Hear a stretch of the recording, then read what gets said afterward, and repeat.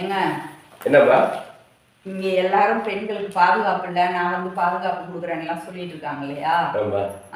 ஒரு அவதாரம் ஒரு குழுமம் வருஷம் வருஷம் பணிபுரியும் பெண்களுக்கு பாதுகாப்பான நகரங்கள்னு ஒரு ஆய்வு பண்ணி வெளியிடுவாங்களாம் புள்ளிவிவரம். அது இந்த வருஷம் இப்போ வெளியிட்டு இருக்காங்க. அதுல வந்து தென்னிந்திய நகரங்கள் அதிகமான பாதுகாப்பா இருக்கு அப்படின்னு சொல்லி, அதுல முதலிடம் பெங்களூரு, 2வது இடம் சென்னை, ஹைதராபாத், அப்புறம் மும்பை 1, புனே, இந்த 5 இருக்கு. அதை விட இன்னொன்னு என்னன்னா வேலூர், அப்புறம் ஈரோடு, சேலம், கோவை, திருச்சி, மதுரை, இந்த எல்லா நகரங்களுமே பெண்களுக்கு பாதுகாப்பானது. முதல் 25 இடத்துல 6 நகரங்கள் தமிழ்நாட்டுல.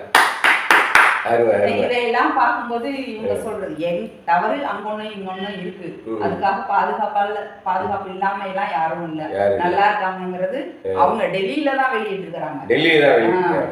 இன்னொன்னு என்னன்னா, இந்த ஆய்வுக்கு அப்புறமா சில நகரங்கள்ல எல்லாம் பாதுகாப்பு கொஞ்சம் முன்னேறி இருக்கு. டெல்லி வந்து 10வது இடத்துல இருந்து 11வது இடத்துக்கு போயிடுச்சு, பாதுகாப்பற்ற நகரமா இருக்கு. கல்வியில் சிறந்து விளங்குவதால் அது ஒரு கூறு. 8 ஆண்டுகளாக தொடர்ந்து தூய்மையான நகரம் இந்தியாவில் எதுனா இந்தூர். அந்த இந்தூர்ல என்னன்னா, இந்த குடிநீர்ல அதுல வந்து சாக்கடை கலந்து கிட்டத்தட்ட, அதாவது அவங்க 4 பேர் தான் இறந்துட்டாங்கன்னு சொல்லிட்டு புள்ளி வரும், 14 பேர் இறந்துட்டாங்கன்னு சொல்லியிருக்கு. இன்னும் கூடுதலா இருக்கு, அது வேற விஷயம். இதுதான் இந்த மாதிரி தான் நிலைமை இருக்கு. நடவடிக்கை எடுக்கல. மனித உரிமை ஆணையமும் உயர் நீதிமன்றமும் தலையிட்டதுக்கு பிறகு நடவடிக்கை எடுக்கிறாங்க, அந்த அதிகாரிகளும் வந்திருக்காங்க. ஆனா இதுல வந்து அந்த மந்திரிகள் இருக்காங்க, அவங்க நடந்துகிட்டது சரியே இல்லை இந்த விஷயத்துல அப்படின்னு அவங்க சொல்றாங்க.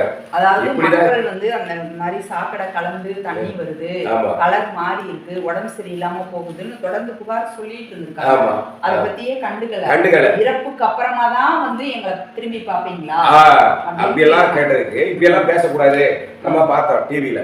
அது மட்டும் இல்லாம இந்தூர் தூய்மையான நகரமே அப்படி இருக்குதுன்னா மற்ற நகரங்களை பத்தி என்னத்தை சொல்றது அப்படின்னு சொல்றாங்க. அது மட்டும் இல்ல, டெல்லியில பாத்தீங்கன்னா சுவாசிக்க முடியுமா, அது பட்டாசுக்கு தடை விதிச்சிருக்காங்கல்ல, அந்த தீபாவளிக்கு அப்புறமா தான் ரொம்ப மோசமா போச்சு. மக்களுடைய வாழ்க்கை முக்கியமா, மக்கள் முக்கியம், உயிர் மக்கள் தானே வேணும்னு கேக்குறாங்க.